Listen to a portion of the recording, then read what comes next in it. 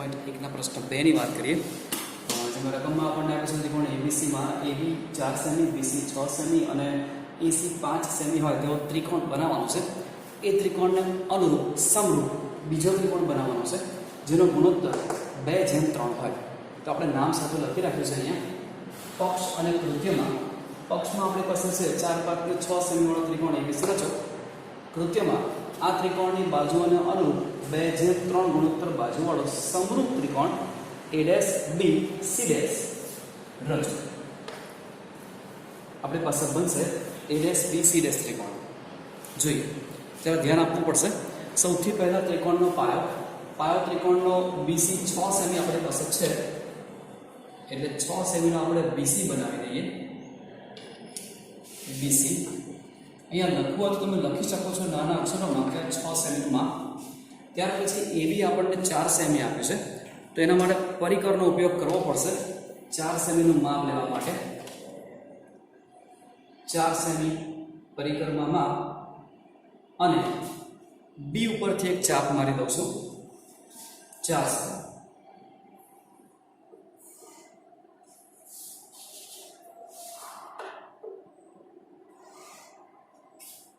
AC આપણને આપેલો છે 5 તો ફરીથી એકવાર 5 સેમીનું માપ પરિકરમાં લેવાનું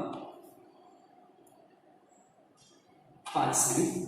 હવે C ઉપર પરિકર મૂકવાનું। જો કે ત્રિકોણની રચના તમે 7મા ધોરણમાં ભણી ગયા છો, 6ઠા 7મા ધોરણમાં આવી જાય છે। જોડી દઈએ A નામ આપીને તો આપણો ત્રિકોણ તૈયાર થઈ ગયો। પહેલું કામ પૂરું થયું કે આપેલા માપ અનુસાર ત્રિકોણની રચના થઈ ગઈ। અહીંયા તમે લખી શકો AB છે 4 સેમી અને આ છે 5 સેમી જાણકારી માટે, અને લખો તો પણ સારું રહેશે, વાંધો નહીં। હવે BX કિરણ રચવાનું છે આશરે, પણ ધ્યાન એટલું રાખવાનું કે ગુરુકોણ ના બની જાય। આપણે બનાવવાનો છે લઘુકોણ, એટલે અહીંયાથી હું દોરી દઉં। આશરે દોરવાનું છે મિત્રો, ફરી રિપીટ કરું છું મારા શબ્દો, આશરે દોરવાનું છે। એનું નામ આપવાનું છે BX કિરણ। હવે જરા ગુણોત્તર ઉપર નજર કરો તો ગુણોત્તર આપણને કીધો છે 2:3, એમાં મોટી કિંમત 3 છે એટલે આશરે અનુકૂળ ત્રિજ્યા લઈને, ગણિતની ભાષામાં અનુકૂળ ત્રિજ્યા લઈને 3 સ્ટેપ નીચે ઉતરી જવાનું। આ B1 થશે, આ B2 થશે અને આ થશે B3। નામ આપતા જઈએ B1 B2 અને B3।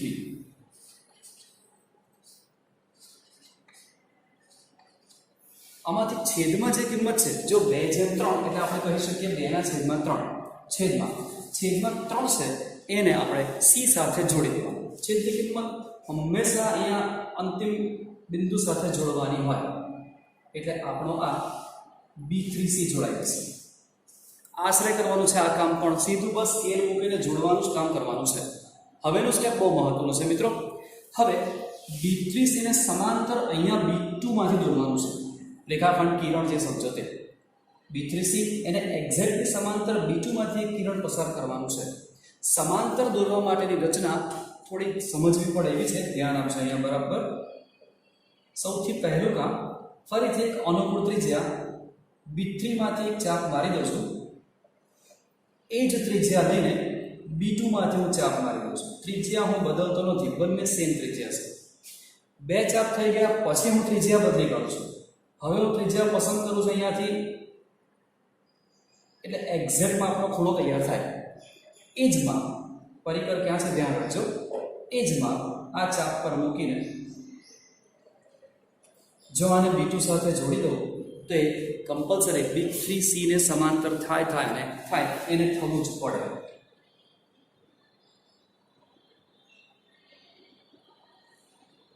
એક કિરણ દોરી દઈએ અને આ BC ને જ્યાં છે ને ત્યાં આપણે નામ આપી દઈએ છીએ C'। આગળ વધીએ, સેમ પ્રોસેસ હવે અહીંયા C' માંથી દોરવાની છે સમાંતર, જે આ જગ્યા ખાલી કરે થોડી, નહીં તો ગૂંચવાડો વધી જશે।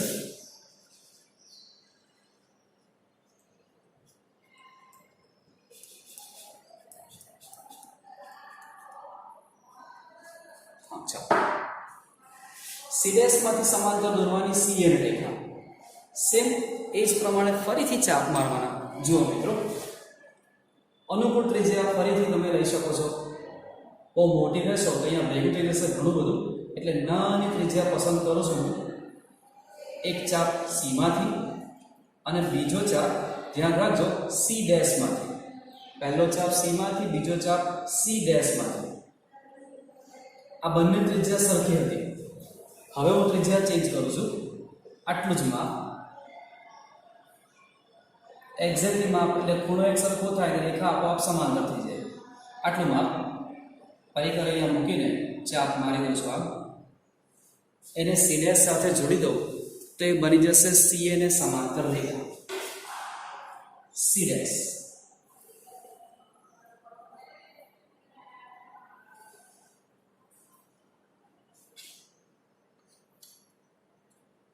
અને જ્યાં આપણા બી એને છેદે ત્યાં નામ આપણે દઈએ છે એ ડેશ.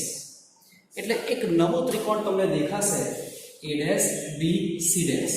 જો નાનો બન્યો A dash B C dash. તો આ જે ત્રિકોણ બન્યો નાનો એ આપણા ત્રિકોણ એબીસી નો 2:3 ગુણોત્તરનો કહેવાય.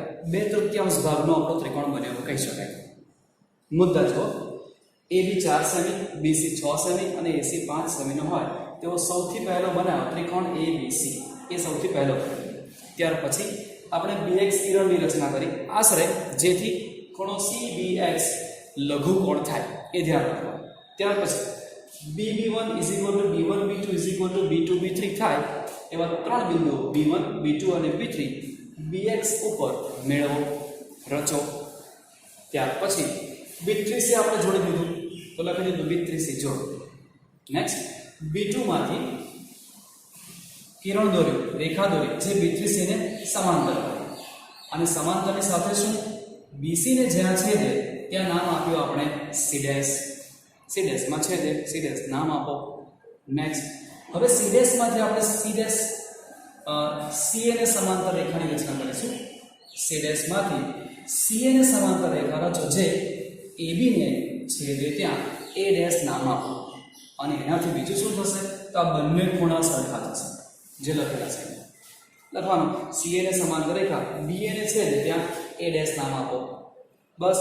તો આ જે નવો બન્યો ત્રિકોણ A dash B C dash એ આપણા મૂળભૂત ત્રિકોણ એબીસી ને સમરૂપ છે અને 2:3 ગુણોત્તર વાળો માંગેલો ત્રિકોણ છે. જોઈ લઈએ એની યથાર્થતા. જુઓ, ત્રિકોણ BB3C માં શોધવો પડે. BB3C એટલે આ નીચેનો મોટો ત્રિકોણ. એમાં જો તો B2C ડેશ સમાંતર B3C, આ બે આપણે રચના કરી છે સમાંતર, એટલે આપણે સમરૂપ ત્રિકોણ કહી શકીએ. ત્રિકોણ BB2C ડેશ BB2C ડેશ એટલે આ નાનો ત્રિકોણ અને એને સમરૂપ ત્રિકોણ BB3C આ મોટો. ટૂંકમાં આ નાનો અને આ મોટો આ બંને ત્રિકોણ સમરૂપ થયા. પ્રકરણ 6 માં આપણે ભણી ગયા છે કે સમરૂપ ત્રિકોણની બાજુઓ સમપ્રમાણમાં હોય. તો બાજુઓને આપણે સમપ્રમાણમાં ગોઠવીએ તો આપણને મળે BC ડેશના છેદમાં BC = BB2 ના છેદમાં BB3. અને એ ગુણોત્તર આપણે જાણીએ છીએ 2/3 અને આપી રાખો પરિણામ નંબર 1. બીજા ત્રિકોણની વાત કરીએ. ત્રિકોણ BAC નીચેનું પતી ગયું, હવે ઉપર ત્રિકોણ BAC. એમાં પણ તમે જાણો છો કે C ડેશ A ડેશ સમાંતર AC અથવા C. જે બે સમાંતર તો બે ત્રિકોણ સમરૂપ ત્રિકોણ BAC ઓરિજિનલ ત્રિકોણ અને બીજો ત્રિકોણ BA ડેશ C ડેશ નાનો ત્રિકોણ. બંને સમરૂપ. ફરી પાછો એક સિદ્ધાંત, ત્રિકોણો સમરૂપ તો બાજુઓ સમપ્રમાણમાં ત્રણેય બાજુઓને ગોઠવીએ તો BA ડેશના છેદમાં BA = A ડેશ C ડેશના છેદમાં AC = BC ડેશના છેદમાં BC. પરિણામ 2. 1 અને 2 ધ્યાનથી જુઓ તો BC ડેશના છેદમાં BC = 2/3. એ કિંમત અહીંયા મૂકી દો BC ડેશ બાય BC = 2/3. તો આ ત્રણેય થઈ જાય. જુઓ BA dash by BA = A dash C dash by AC = BC dash by BC. અને આ BC ડેશ બાય BC એની કિંમત આપણી પાસે છે 2/3. એનો અર્થ કે આ 2:3 ગુણોત્તર આપણો સાબિત થાય. ઓકે, પ્રયત્ન કરશો તો રચના આવડશે. આ રચનાઓ થોડી મહેનત કરાવે એવી છે, કારણ કે આ ચાપ જે મારવાના છે એ થોડું વારંવાર વિડીયો જોવાથી ખ્યાલ આવશે. તો વિડીયો વારંવાર જુઓ અને રચના વારંવાર દોરશો તો સહેલી બની જશે. Thank you.